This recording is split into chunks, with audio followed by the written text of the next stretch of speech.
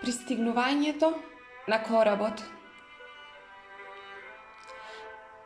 Ал-Мустафа, избраниот и саканиот, зора на денот свој. 12 години во градот Орфалес го чекаше својот кораб, што ќе го врати на родниот остров. И во 12-та година на 7-миот ден од месецот Илил, или Жетвар, се качи на ридот отаде градските бедеми и се вгледа кон морето. Издогледа кораб кај иде во маглата. Патем ширум му се отворија портите на срцето и радоста му одлета кон морето. Та замижа и се помоли во тишините на душата своја. Но штом слезе од ридот, го навнаса тага, та си рече: како да заминам со мирна душа, а без скрб? Не, овој град не ке можам да го оставам без рана на срце. Долги беа дните на болка што ги минав зад овие ѕидови, долги беа ноќите самотни. Та кој може да се прости од својата болка и осама без тага? Премногу раски на духот се распрскани по овие улици, премногу чеда на мојот копнеш одат голи по овие ридови.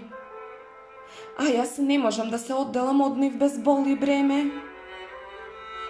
Денес од себе не слекувам облекло, ами кожата си ја парам со двете раце. Ни мисла не оставам зад себе, ами срце засладено од глад и жет. Но да одолжувам повеќе, не можам. Морето што кани се кај себе ме повикува и морам да одам. Оти ако останам и ако часовите догоруваат во ноќта, ќе изземнам, ќе се смрзнам и ќе се вкалапам. Камо да можам со себе да го земам сето што е тука, но како? Гласот не може да ги однесе јазикот и усните што му даваат крилја. Мора самиот да го бара етерот. Сам, без своето гнездо, орелот ќе одлета кон сонцето. Но штом стигне во пазувите на ридот, се сврти повтор кон морето и виде оти коработ наближува кон пристаништето, а морнарите кон клунот, жители на неговата родна земја.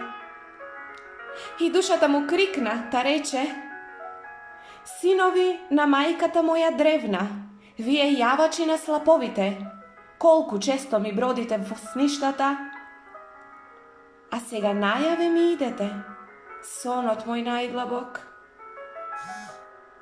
Подготвен сум за замин, а мојата желба за полни едра го чека ветрот. Последен здив издивам во овој воздух безветрен, последен благ поглед фрлам зад себе, а потем ќе бидам меѓу вас, морнари, свој меѓу своето. А ти море ширно, ти заспана мајко, што сама по себе си спокојот и слободата на секи поток и сека река. Овој поток кршнува за последен пат, последен му е овој роман на чистинава, а потем идам при тебе, капка безгранична во океанот безграничен. И одејќи оддалеку, здогледа мажи и жени, како си ги напуштаат полињата и лозијата и поитуваат кон градските порти. Та задуши гласови, што име му призиваат и од поле до поле си довикуваат дека му иде коработ.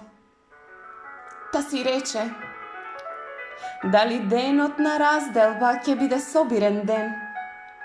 И може ли да се рече дека вечерината ми е всушност зора? И што да му дадам на оној што си го остави плугот во браздата или на оној што го остави тракалото на гмечалката? Дали срцево ќе ми стане дрво на тажнето од плодој, та да ги наберам и да им ги разделам? i ќе потечат ли моите ламтежи како извор чаши да им наполнам. Харфа ли сум, та да ме допре раката боговска, или кавал, та да ме мине с дивот негов низ мене. Или сум трагач по тишини, и богатството што сум го нашол, во тишината да го раздавам со верба. Ако е ова денот на мојата жетва, на кои полиња сум го посеал житото и во која незапомнета доба, ако ова навистина е часот во која подигам својата ламба, во неа не ќе зблесне мојот пламен. Празна и темна ќе е ламбата што ја кревам, а чуварот на ноќта ќе ја налее со газија и ќе ја запали. Сето ова го искажа со зборови, но многу нешта во срцата му останаа недоречени. Оти и самиот знаеше не беше кадарен да ја искаже својата најдлабока тајна. А штом влезе во градот, сиот народ се собра да го пречека, извекувајќи по него не баре во еден глас. И старешините во градот истапија, та му рекоа: Аман, не напуштај не се уште. Ти беше пладнето во нашиот примрак, а твојата младост ни даваше соништа за сонење. Ти не си тугинец меѓу нас, ниту гостин, ами наш син и наш најмил. Не давај да ни страдаат очите гладни за твојот омејас. И свештениците и свештеничките му рекоа: Не давај слаповето на морето да не разделат од тебе и годините што ги мина меѓу нас да станат цел спомен. Ти беше дух што оде меѓу нас, а твојата сенка фрлаше светлина на нашите лица. Неизмерно те сакавме, но љубовта ни беше нема и зад превези притаена. Но сега гласно ти извикува и сака да ти каже: Од секогаш бидувало така. Љубовта не ја спознава својата длабочина се до часот на разделба. Дојдоа и други да го проколнуваат. Тој не им даде одвет, сал си ја сведна главата. И тие што стоеа околу него видоа оти наградите му капат солзи. Но тој и народот тргнаа кон големиот плоштад пред храмот, и од неговиот заклон излезе една жена што се вика Алмитера. Беше јасновида и ја погледна со безмерна нежност. Оти токму таа прва го побара и имаше верба во него, уште на првиот ден кога стапна во градот. Му се усмевна, та рече: Пророку Божји, во потрага по највозвишеното, долго трагаш по далечините на коработ свој, а сега дојде твојот кораб и да заминеш мора. Длабок е ламтежот твој по земјата од твоите спомени и почивалиштето на копнежи возвишени. Нашата љубов нема да те врзе. Насушноста наша нема да те задржи.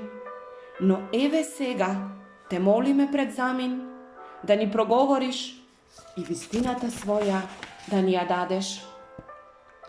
А ние ќе ја пренесеме на нашите чеда, а тие на нивните чеда, та нема да згасне. Во самата своја бдееше над нашите дни и во својата будност го сослушуваше плачот и смејата во нашите сни. Та затоа откри ни кои сме и кажи ни го сето тоа што ти се кажало за она помеѓу раѓањето и смртта. А тој им одговори: Народе орфалски, зашто да ви говорам, освен за она што дури и сега се рее во вашите души.